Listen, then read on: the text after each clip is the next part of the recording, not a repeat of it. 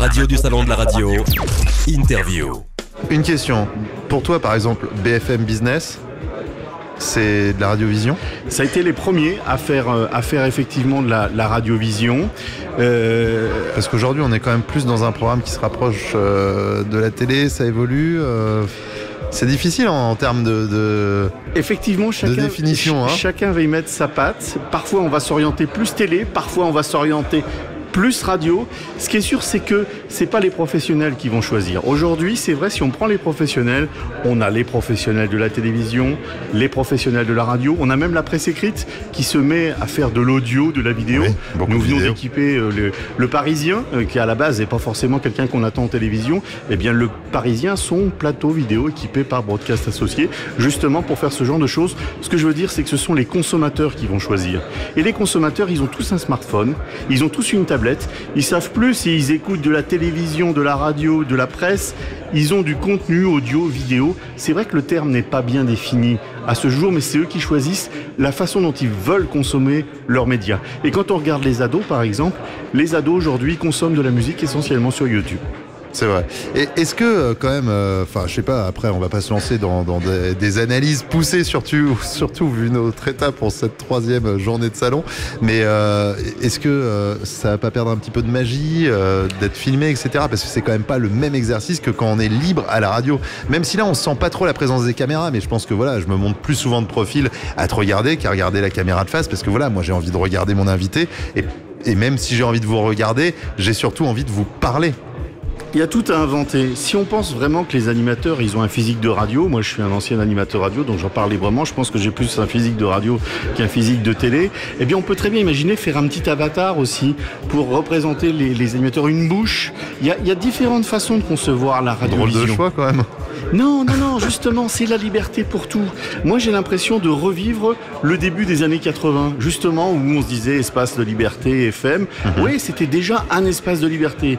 Mais l'Internet permet de développer toutes sortes de choses à travers la voix, à travers la vidéo, à travers les données associées. Et puis surtout de partager la viralité, elle est extrêmement importante. Ces auditeurs qui interagissent avec nous depuis le Japon, il y a possibilité en ce moment. Facebook, Twitter, c'est absolument génial. On partage l'information à une vitesse incroyable, et surtout maintenant c'est celui qui est en bout de chaîne qui choisit, c'est pas le professionnel.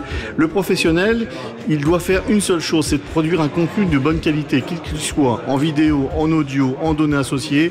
La qualité est importante, et si la qualité n'est pas là, on ne nous regarde pas, on ne nous écoute pas. Est-ce que c'est de la radio, est-ce que c'est de la télévision, est-ce que c'est un terme que je préfère, c'est radiovision. Voilà, je crois que ça correspond plus à la réalité, ou à la visual radio, c'est le terme anglo-saxon, mais surtout pas de la radio filmée. De mettre une webcam, de mettre une caméra dans un studio, ça n'a jamais fait d'audience, ça n'a jamais rien apporté.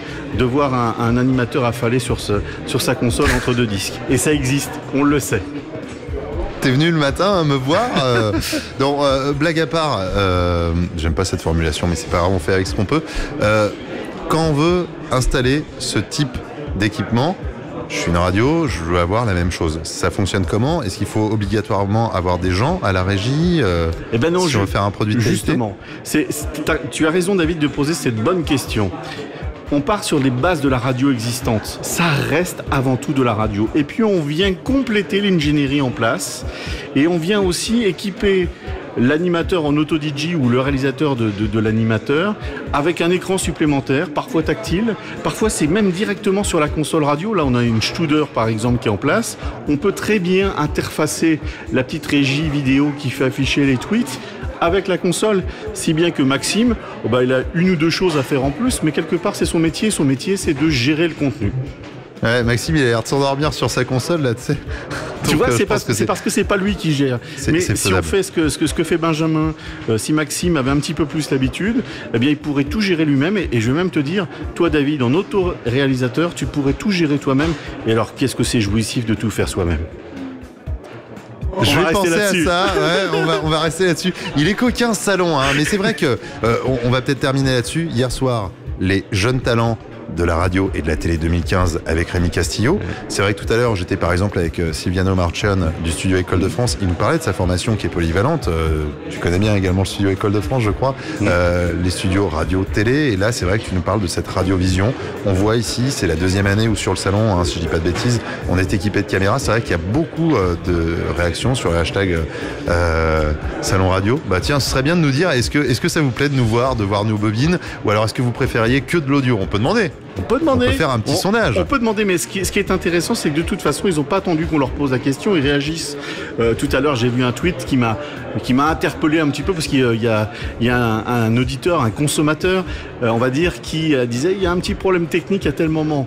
Et ben ça, la radiovision permet de réagir tout de suite. Il y a un petit problème technique, on va vite le régler. Alexandre, je t'ai entendu, je t'ai vu sur ton tweet. Bon, pour le son, elle est mieux en audio ou en audiovision ou en vidéo ou en live, Katy Perry? Ah, tu vois, là, l'image a son importance. Ah, au Super Bowl, en tout cas, elle a fait le travail. Lenny Kravitz, Missy Elliott qui est venue également pendant ce superbe show. Katy Perry, Roar, c'est maintenant. La radio du Salon de la radio avec Broadcast Associés, Open Radio, Maxillaire et la Fabrica News.